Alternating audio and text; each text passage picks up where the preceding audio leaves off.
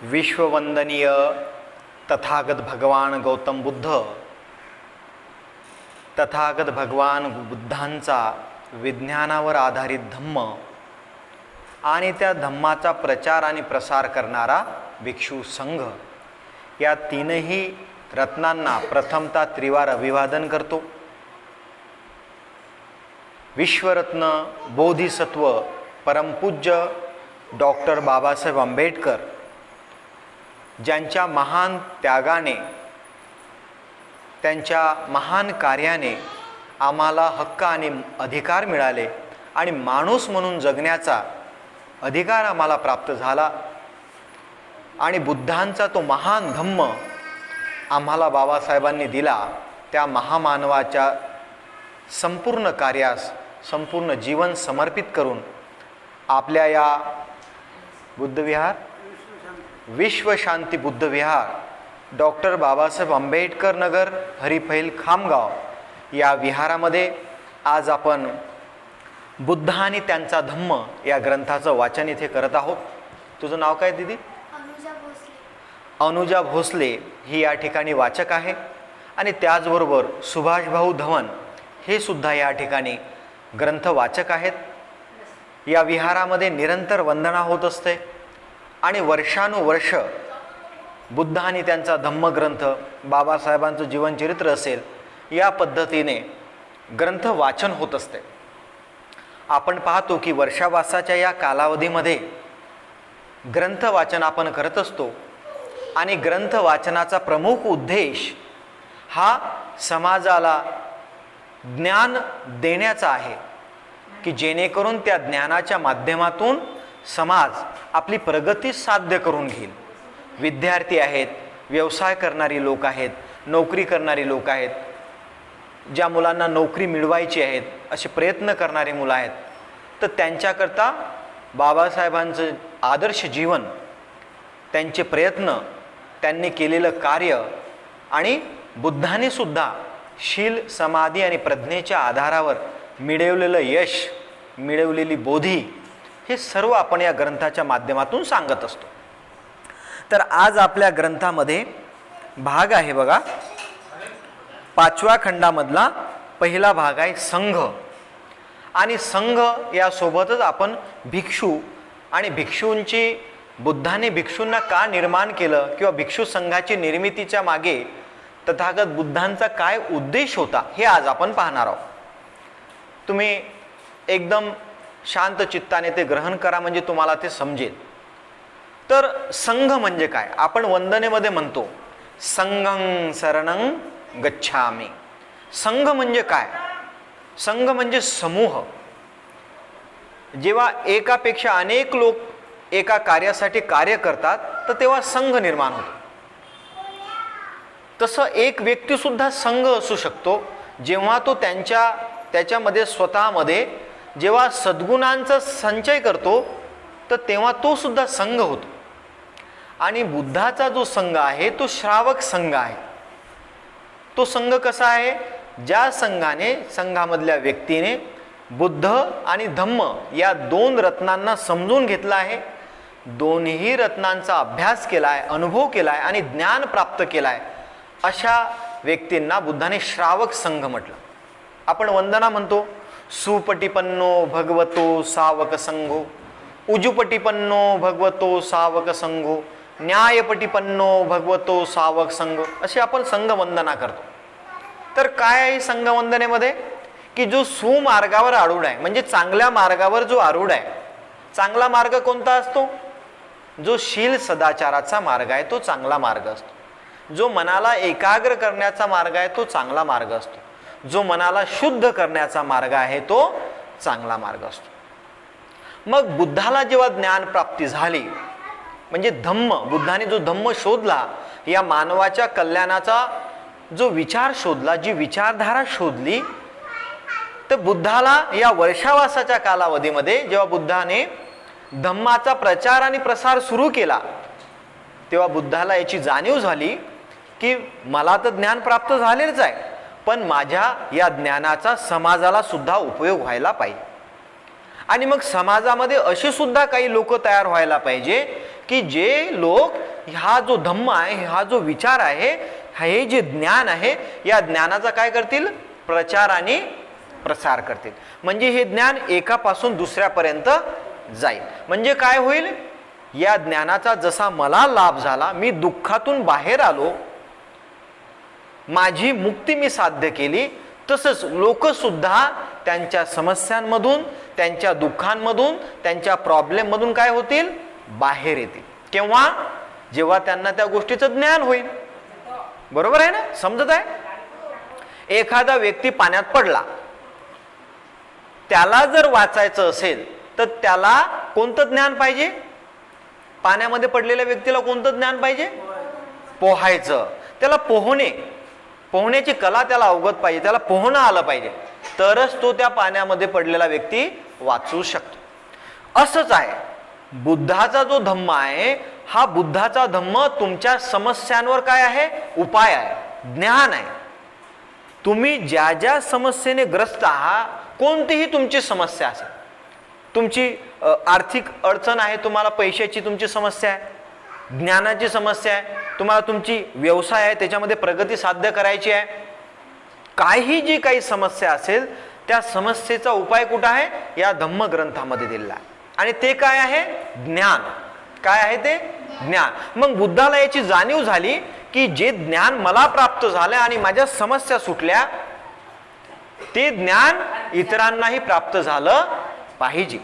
आणि मग ते ज्ञान त्यांनी दुसऱ्यांनाही सांगितलं पाहिजे. बरोबर आहे ना? आणि मग बुद्धाने काय संदेश दिला? जे भिक्षू लोक जे बुद्धाकडे येऊन ज्यांनी बुद्धाचा धम्म स्वीकारला आणि बुद्धाच्या धम्मानुसार आचरण केलं, त्यांना सुद्धा ज्ञान प्राप्त झालं. आणि मग बुद्धाने त्यांना काय दिला? आदेश दिला. काय आदेश दिला? बहुजन हिताय बहुजन सुखाय लोकानुकंपाय अत्थाय हिताय देव मनुष्यान. की हे भिक्षू हो, जा आणि लोकांच्या हितासाठी आणि कल्याणासाठी काय करा? त्यांना धम्म सांगा. धम्मं आदि कल्याणं मध्य कल्याणं पर्योसान कल्याण. धम्म. धम्म म्हणजे काय? काय धम्म म्हणजे?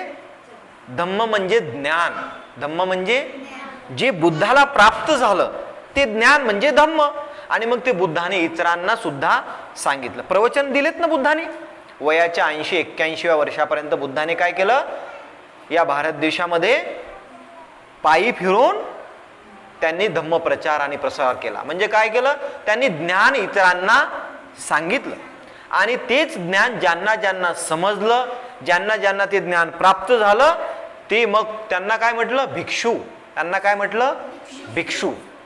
श्रावक संघ, ज्यांना ते ज्ञान प्राप्त झालं. आणि मग असे भिक्षू जेव्हा एकत्र आले, मग काय निर्माण झाला? संघ. संघ असतो ना, आपण पाहतो कबड्डीचा संघ, क्रिकेटच्या मॅचचा संघ है ना. काय असतं संघ? म्हणजे एका विचाराने प्रेरित होऊन एकत्र आलेले लोक म्हणजे संघ. आणि बुद्धाचा संघ काय आहे? बुद्धाचा संघ काय आहे? की ज्यांनी बुद्धाला जाणलं, ज्यांनी बुद्धाच्या धम्माचा ज्ञान स्वतःमध्ये उतरवलं, त्यांना ज्ञान प्राप्त झालं. कशाचं ज्ञान प्राप्त झालं? दुःख मुक्तीचं. किंवा दुःख जर निर्माण झालं ते कसं सोडवायचं, त्या दुःखातून बाहेर कसं यायचं. म्हणजे बुद्ध म्हणजे ज्ञान, धम्म म्हणजे बुद्धाचा मार्ग, बुद्धाचा उपदेश, बुद्धाने प्राप्त केलेलं ज्ञान. आणि मग हा संघ काय? या दोन्ही रत्नांचं ज्ञान प्राप्त करून प्रचार आणि प्रसार करणारा संघ. बाबासाहेब बोधिसत्व, बाबासाहेब म्हणतात की मला बुद्धाच्या धम्माचा प्रचार आणि प्रसार करणारा संघ पाहिजे. बाबासाहेब म्हणतात की मला बुद्ध चालता बुद्ध हवाय, की जो प्रचार आणि प्रसार करेल. पण त्याच्यासाठी काय करावं लागेल? आधी ज्ञान घ्यावं लागेल. जर त्याला ज्ञानच नाही आणि तसाच तो प्रचार आणि प्रसार करायला निघाला, तर काय तो योग्य पद्धतीने प्रचार प्रसार करेल का? नाही. त्याला 3 गोष्टीचं ज्ञान असलं पाहिजे त्या भिक्षूला. कोणत्या? शील पालन करण्याचं ज्ञान असलं पाहिजे. म्हणजे फक्त माहिती नाही, त्याने आचरणात आणलं पाहिजे. दुसरं काय? त्याला सम्यक समाधीचा अभ्यास असला पाहिजे. आणि तिसरं काय? सम्यक दृष्टीचा त्याला अभ्यास असला पाहिजे. आणि मग सर्व इतर बाबी. मग इतर अभ्यास त्याने केला पाहिजे, परंतु प्रमुख या 3 गोष्टी त्याला माहिती असल्या पाहिजे. आणि एवढ्या प्रमाणात माहिती असल्या पाहिजे, एवढ्या चांगल्या पद्धतीने माहिती असल्या पाहिजे की त्याने ते दुसऱ्याला सांगितल्या पाहिजे. दुसऱ्याला सांगता आलं पाहिजे ना, तेव्हाच तर प्रचार आणि प्रसार होईल. नाहीतर मग आपण काय करतो, एखाद्या कार्यक्रमामध्ये जातो, एखाद्या ट्रेनिंगमध्ये जातो आणि मग घरी आल्यानंतर आपल्या घरचे लोक विचारतात का हो कुठे गेले होते, अमुक ठिकाणी मी कार्यक्रमाला गेलो होतो. बरं, काय सांगितलं त्या कार्यक्रमात सांगा बरं थोडंसं. तर त्यांना काही सांगता येत है ना, कहा गए थे कहा नहीं और क्या लाए पता नहीं, कुछ नहीं है ना. असं व्हायला नको. मग इथं एक बाब आपण लक्षात काय घेतली पाहिजे की कितीही वर्षानुवर्ष आपण ग्रंथ वाचला तरी सुद्धा महत्वाची बाब काय, आपल्याला तो किती समजला, समजण्यावर आहे. आणि त्यामध्ये सुद्धा महत्वाच्या गोष्टी शील, सम्यक समाधी आणि सम्यक दृष्टी, या 3 गोष्टी तर समजल्याच पाहिजे. म्हणजे पंचशीलाचं आचरण करणे, मनाला एकाग्र करणे आणि मनाला शुद्ध करणे. मनामध्ये जे वाईट प्रवृत्ती आहेत, वाईट विकार आहेत, त्याच्यामधून बाहेर पडणे, त्यांना नष्ट करणे. मग बुद्धाने हा संघ कशासाठी निर्माण केला? संघ निर्माण करण्यामागे बुद्धाचा काय हेतू आहे, काय उद्देश आहे? बुद्धाला जे ज्ञान प्राप्त झालं, जे ज्ञान जर लोकांना मिळालं तर लोक दुःखातून मुक्त होतील, त्यांच्या समस्यांमधून ते मुक्त होतील. म्हणून काय केलं बुद्धाने? संघाची निर्मिती केली. आणि मग हा संघ काय करेल? समाजामध्ये जाऊन लोकांच्या समस्या सोडवण्याचं कार्य करेल, लोकांचे प्रॉब्लेम सोडवण्याचं कार्य करेल. कोणते प्रॉब्लेम सोडवेल? तुमच्या घरी पैसे नाही, तुमच्या घरी भाजी भाकरी नाही वगैरे, तर ते तुम्हाला येऊन नाही सांगणार तो. मग तो काय कोणते प्रॉब्लेम सॉल्व्ह करेल? तर बुद्धाने पाहिले की सर्वात महत्वाचा तो काय प्रॉब्लेम आहे की दुःख होते. काय होते? कशामुळे दुःख होते? तुमच्याजवळ पैसे नाही, घरी खूप अडचण आहे, पैशाची खूप अडचण आहे, गरिबी आहे तर दुःख. एखादा आजार आहे तर दुःख आहे, एखाद्या व्यक्तीला नोकरी लागत नाही तर दुःख आहे, त्याचा व्यवसाय चालत नाही तर दुःख. अशा अनेक समस्या. आणि या समस्यांमधून काय निर्माण होते? दुःख निर्माण होते. मग मूळ समस्या काय आहे? वरवर तर असं वाटते की बाबा 3 वेळा परीक्षा दिली पण पास होऊन नाही राहिला म्हणून त्याने आत्महत्या केली. पण महत्वाची गोष्ट काय होती? परीक्षा दिल्यामुळे त्याचं सिलेक्शन नाही झालं, त्याचा अभ्यास कमी पडला असेल, सिलेक्शन झालं नाही, त्याच्यामुळे तो निराश झाला, तो बेचैन झाला आणि त्या निराशेमध्ये त्याने काय केलं? स्वतःला संपवलं. निराशा, हे मनामध्ये जी निराशा निर्माण झाली हा मनाचा विकार आहे. गरिबी आहे तरी सुद्धा त्याला वाईट व्यसन आहे, घरी व्यवस्था नाही आहे पण तरी तो 50-100 रुपयाचं वाईट व्यसन करतो. तर त्याच्यामुळे काय, त्याची परिस्थिती आणखी दिवसेंदिवस खालावत आहे, त्याची मुलं शिक्षण घेऊ शकत नाही. समस्या काय आहे?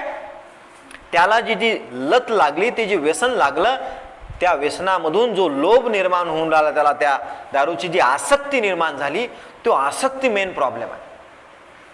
मग बुद्धाकडे त्या आसक्तीमधून बाहेर पडण्याचं, त्या निराशेमधून बाहेर पडण्याचं साधन होतं. आणि ते साधन म्हणजे काय? धम्म. तुम्ही जेव्हा जीवनामध्ये निराश होऊन जाता, हताश होऊन जाता, लोभाने आसक्त होऊन जाता, मोहाने विमूढ होऊन जाता, द्वेषाने रागाने खूप काहीतरी नुकसान करून बसता, या विकारातून बाहेर पडण्याचं साधन बुद्धाकडे होतं, उपाय बुद्धाकडे होता. आणि तो उपाय काय आहे? धम्म, ज्ञान. आणि मग हे ज्ञान जर लोकांपर्यंत पोहोचलं तर निश्चितच लोक काय होतील? दुःखातून बाहेर येतील आणि सुखी होतील. हाच तर धम्माचा मूळ उद्देश आहे का नाही? लोकांना त्यांच्या समस्यांमधून, त्यांच्या दुःखामधून बाहेर निघण्याचा उपाय सांगणे. आणि तो उपाय काय आहे? अष्टांगिक मार्ग. यासाठी संघाची निर्मिती केली. भिक्षूंची निर्मिती कशासाठी केली? लोकांना त्यांच्या समस्यांतून बाहेर काढण्यासाठी, ना की लोकांना समस्या वाढवण्यासाठी. आणि मग तो भिक्षू कसा असला पाहिजे? एक आदर्श व्यक्ती असला पाहिजे. आदर्श, त्याचं चालणं, त्याचं बोलणं, त्याचं वागणं हे नियमानुसार असलं पाहिजे. जेव्हा तो समाजामध्ये जाईल तर 4 लोकांनी विचारलं पाहिजे की अरे भिक्षू आहे, बुद्धाच्या धम्माचा प्रचार आणि प्रसार करणारा भिक्षू आहे. त्याची जेवणाची वेळ आपण पाहतो ना, विकाल भोजना वेरमणी. पौर्णिमेच्या दिवशी उपवास करतात महिला, 12च्या आत जेवण करायला पाहिजे, शील आहे तसं, विकाल भोजन वेरमणी. तर त्या भिक्षूला मग त्यांनी नियम दिले, 227 नियम आहेत भिक्षूंसाठी. म्हणजे तो जेव्हा समाजामध्ये जाईल ते एक आदर्श व्यक्ती दिसला पाहिजे, जेणेकरून लोकांवर त्याचा प्रभाव, त्याच्या चारित्र्याचा, त्याच्या शीलाचा प्रभाव आहे. आणि मग लोक त्याला त्याच्या समस्या विचारतील. आणि मग तो जो ज्याने बुद्धाकडे ट्रेनिंग घेतला आहे, जो प्रशिक्षित आहे, ज्याला लोकांच्या समस्या कशा सोडवायच्या हे ज्याला माहीत आहे, असा तो भिक्षू काय करेल, लोकांच्या समस्या सोडवेल. म्हणून बुद्धाच्या वेळेस आजपासून 2500 वर्षापूर्वीचा जो कालावधी, की भिक्षू जेव्हा एखाद्या गावामध्ये यायचा तर जे गप्पा करणारे लोक राहायचे, असे ग्रुपचे ग्रुप बसलेले, ते लोक शांत बसायचे. कारण त्यांना माहीत असायचं की बुद्धाचा जो भिक्षू आहे तो शांतता प्रिय आहे. मग ते शांत बसायचे. जे बसलेले आहेत ते उभे राहायचे आदराने. जे उभे राहिलेत ते भिक्षूच्या मागे मागे चालायला लागायचे. कशासाठी? की हा तो व्यक्ती आहे ज्याच्याजवळ आमच्या समस्यांचा उपाय आहे, याच्या सोबत आम्ही आमच्या समस्या शेअर करू शकतो. जसे आज विद्यार्थी जातात ना एखाद्या टीचरकडे, सर माझं हे असं होत आहे तसं होत आहे, गायडन्स घ्यायला जातात, त्यावेळेस भिक्षूंकडे ते यायचे आणि भिक्षू त्यांच्या समस्यांचं समाधान. काय विद्यार्थ्याची मुख्य समस्या काय असते? विद्यार्थ्याची समस्या असते कॉन्सन्ट्रेशन ऑफ माइंड. मन एकाग्र होत नाही, त्यामुळे काय अभ्यास केला लक्षात राहत नाही. आणखी काय होते? परीक्षेच्या वेळेस भीती निर्माण होते. जे अभ्यास केला ते आठवतच नाही, काय लिहावं, रात्रीच सर्व अभ्यास केला आणि परीक्षा. हे कशाचं का होते असं? मनाची एकाग्रता नाही आहे आणि खूप भीती निर्माण झाली, प्रेशर निर्माण झालं अभ्यासाचं. हे कसं दूर करणार? त्याच्यासाठी बुद्धाने आनापानसती सम्यक समाधीचा अभ्यास सांगितला. तुमच्या ज्या काही समस्या आहेत त्या समस्यांवर उपाय म्हणजे बुद्धाचा धम्म आहे. पण तो धम्म आम्हाला समजून घ्यावा लागेल. ते कशा पद्धतीने त्याचा अभ्यास केला जातो, सराव कसा करायचा, हे फक्त ऐकण्यापुरता नाही आहे. उदाहरण देतो तुम्हाला की मी रसगुल्ला खाल्ला आणि मग आता तुम्हाला मी सांगत आहे की मी खूप सुंदर एकदम पांढरा शुभ्र रसगुल्ला आणि बहुत मीठा मी रसगुल्ला खाल्ला. तर त्या रसगुल्ल्याची चव तुम्हाला समजेल का? बरं 2 वेळा सांगितलं मग की बा मी त्या हॉटेलमध्ये गेलो होतो आणि खूप चांगले रसगुल्ले होते, तर तुम्हाला त्याची चव कळेल का? बरं आणखी 2 दिवसाने आले, पुन्हा सांगितलं की मी रसगुल्ला खाल्ला, तर चव कळेल का? समजूच शकत नाही ना. कुठपर्यंत समजणार नाही? जोपर्यंत मी रसगुल्ला सोबत घेऊन येत नाही आणि तुम्हाला खायला देत नाही आणि तुम्ही तो खात नाही, तोपर्यंत तुम्हाला रसगुल्ल्याची चव समजणार नाही. तसंच हा बुद्धाचा धम्मा आहे. हा फक्त तुम्ही वाचूच राहिले, वाचनच सुरू आहे वर्षानुवर्ष. त्याची चव कशी समजेल? चव समजण्यासाठी, त्याचा रिझल्ट घेण्यासाठी रिझल्ट पाहिजे ना. अभ्यास केला तर रिझल्ट पाहिजे ना. मार्कलिस्टवर तुम्ही अभ्यास किती केला हे तुमची मार्कलिस्ट सांगते, किती टक्के मार्क मिळाले, बरोबर आहे की नाही? मग बुद्धाच्या धम्माचं जर आम्ही ज्ञान घेत आहोत तर हे केवळ ऐकून भागणार नाही. ऐकल्यावर काय करावं लागेल? चिंतन विनन करावं लागेल की बा हे बरोबर आहे का, हे आपण खरंच केलं पाहिजे का, हे आपल्या कामाचं आहे का, आपल्या फायद्याचं आहे का, हे जर मी आचरणात आणलं तर माझ्या उपयोगाचं आहे का, हे करावं लागेल ना. आणि ते केल्यानंतर काय करावं लागेल? जेव्हा तुमचा विश्वास बसेल की नाही हे केलं पाहिजे, हे जर केलं तर निश्चितपणे आमच्या जीवनात बदल होणार आहे, आमच्या जीवनात परिवर्तन होणार आहे. माझ्या ज्या काही समस्या आहे ह्या समस्या सुटणार आहेत, माझे जे काही प्रॉब्लेम आहे ते प्रॉब्लेम सुटणार आहेत. मग तुम्ही काय करायला पाहिजे? त्याचं आचरण सुरू करायला. जोपर्यंत तुम्ही त्याचं आचरण करत नाही, जोपर्यंत तुम्ही तसं वागत नाही, जोपर्यंत तुम्ही शील सदाचार तुमच्या जीवनात उतरवत नाही, जोपर्यंत धम्म सम्यक समाधीचा अभ्यास, तुम्ही ध्यानाचा अभ्यास करत नाही, तोपर्यंत तुम्हाला त्याचा फायदा होणार नाही. जसं मी उदाहरण सांगितलं तुम्हाला, रसगुल्ल्याची चव समजणार नाही.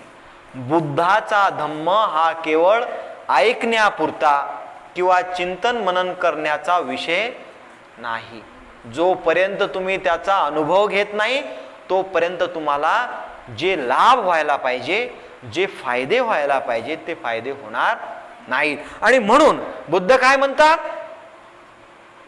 की समाजाला योग्य मार्गदर्शन करणारे लोक असले पाहिजे आणि जे ते सांगतात तसं ते वागतात का नाही असे लोक पाहिजे. समाजामध्ये प्रचार करणारे लोक कसे पाहिजे? जे ते समाजाला सांगतात ते स्वतः तसं वागतात का नाही, हा महत्वाचा प्रश्न आहे. म्हणजे मी तुम्हाला सांगायचं की पंचशील पालन करा आणि मीच पालन नाही करायचं. मी तुम्हाला सांगायचं की सम्यक समाधीचा अभ्यास करा आणि मीच माझं मन एकाग्र करत नाही. मी तुम्हाला सांगायचं की बा तुमच्या मनामध्ये जे वाईट विकार आहेत ते वाईट विकार म्हणजे मन शुद्ध करण्याचं काम करा आणि मीच करत नाही. असं जर असलं तर काय होईल? लोक त्या व्यक्तीचं ऐकणार नाहीत किंवा ऐकलं तर आचरण करणार नाहीत. आणि म्हणून बुद्धाने कसा संघ निर्माण केला? आधी संघाला ते करायला लावलं, भिक्षूंना ते करायला लावलं, त्यांचं प्रशिक्षण घेतलं. हा जो वर्षावासाचा 4 महिन्याचा कालावधी असतो हा प्रशिक्षणाचाच कालावधी आहे. बुद्धाच्या जवळ पहिल्या वर्षावासामध्ये जवळपास 60 लोक भिक्षू झालेत. ट्रेनिंग घेतलं त्यांनी 4 महिने.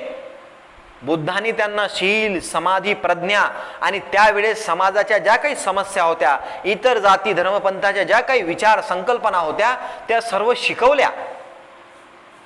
आणि शिकवल्यानंतर मग त्यांना काय केलं?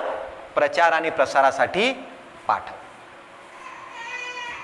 तुम्हाला जर काही शिकवायचं आहे, तुम्हाला जर विज्ञान विषय किंवा गणित विषय जर शिकवायचा आहे तर शिक्षक लागेल का नाही त्याच्याशी? समजा तुम्हाला गणित विषय शिकवायचा आहे तर गणित विषय शिकवणारा शिक्षक पाहिजे ना. मग त्याने गणितामध्ये BSc MSc केलेलं पाहिजे. त्यालाच गणित येत नाही आणि त्याने तुम्हाला गणित शिकवायचं तर हे योग्य आहे का? नाही. आणि म्हणून बुद्धाने संघ कसा निर्माण केला? परफेक्ट. त्याला शील माहिती होतं, त्याला समाधी माहिती होती, त्याला प्रज्ञा माहिती होती, त्याला आर्य अष्टांगिक मार्गाचं संपूर्ण ज्ञान होतं. आणि मग त्याचा परिणाम काय झाला? जेव्हा असे भिक्षू लोक प्रचार आणि प्रसार करण्यासाठी निघाले समाजामध्ये तर लोकांच्या समस्या त्यांनी सोडवल्या आणि लाखोच्या संख्येने गावच्या गाव बुद्धाचा धम्म त्यांनी स्वीकारला. बुद्धाच्या धम्माचं काय केलं त्यांनी? बुद्ध, धम्म आणि संघ या 3 रत्नांना ते शरण गेले. शरण गेले म्हणजे त्यांना ते स्वीकारलं त्यांनी. शरण गेले म्हणजे फक्त डोकं टेकवणे नाही. बुद्धं शरणं गच्छामि, धम्मं शरणं गच्छामि, संघं शरणं गच्छामि. गच्छामि म्हणजे चालणे. बुद्धं शरणं गच्छामि म्हणजे मी बुद्धाच्या मार्गावर चालतो. गच्छामि चालतो. बुद्धाचा मार्ग काय? अष्टांगिक मार्ग. धम्म काय आहे? अष्टांगिक मार्ग. आणि संघ काय आहे? या अष्टांगिक मार्गाला मी आधी स्वतः माझ्यामध्ये उतरवलं आणि आता इतरांना सांगतो, प्रचार करतो, प्रसार करतो. तर हे जे भिक्षू लोक होते, आपण जे वंदना म्हणतो ते काय आहे? आधी 3 रत्नांना शरण जाणे. गच्छामी म्हणजे त्या प्रकारे आपलं आचरण करणे. आणि असे भिक्षू लोक मग जेव्हा प्रचार आणि प्रसार करायला निघाले तर गावच्या गाव त्रिरत्नाला शरण गेले. आणि मग बुद्धाच्या त्या ज्ञानाचा क्रांती झाली, रिव्होल्यूशन झालं. आणि त्या क्रांतीमध्ये बुद्धाचा धम्म एवढ्या झपाट्याने वाढला कारण तो विज्ञानावर आधारित होता, मानवाच्या कल्याणाचा होता, मानवाला दुःखातून मुक्त करण्यासाठी होता, त्याच्या समस्या सोडवण्यासाठी होता. असा हा धम्म लोकांनी तावून सलाखून तपासून स्वीकारला आणि लोकांनी त्यांच्या समस्या सोडवल्या. अनेक जाती धर्मपंथाचे लोक बुद्धाकडे आले आणि त्यांनी हा धम्म समजून घेतला. मग बुद्धाचा जो धम्म होता, बुद्धाच्या धम्माचा प्रचार होत एक वेळ अशी आली की हा जो संपूर्ण भारत देश होता, ज्यावेळेस आपल्याला जम्बूद्वीप म्हणायचे, या संपूर्ण जम्बूद्वीपामध्ये हा भारत बौद्धमय झाला. अर्थात बुद्धाची शिक्षा ग्रहण करून त्याप्रमाणे आचरण करणारा झाला. तर हे यासाठी बुद्धाने काय केलं? संघाची निर्मिती केली होती. समजलंय? बुद्ध म्हणजे ज्ञान, एक ज्ञानाची अवस्था आहे. आणि कोणतं ज्ञान? दुःख मुक्तीचं ज्ञान. धम्म म्हणजे बुद्धाने सांगितलेलं ज्ञान, त्यांचे उपदेश किंवा निसर्गाचे नियम. आणि संघ म्हणजे हे ज्ञान स्वतःमध्ये आचरणात आणून इतरांना सांगणारा, प्रचार आणि प्रसार करणारा व्यक्ती, भिक्षू, तो आहे संघ. आणि अशा भिक्षूंचा समूह म्हणजे संघ, संत. ठीक आहे. साधू साधू साधू.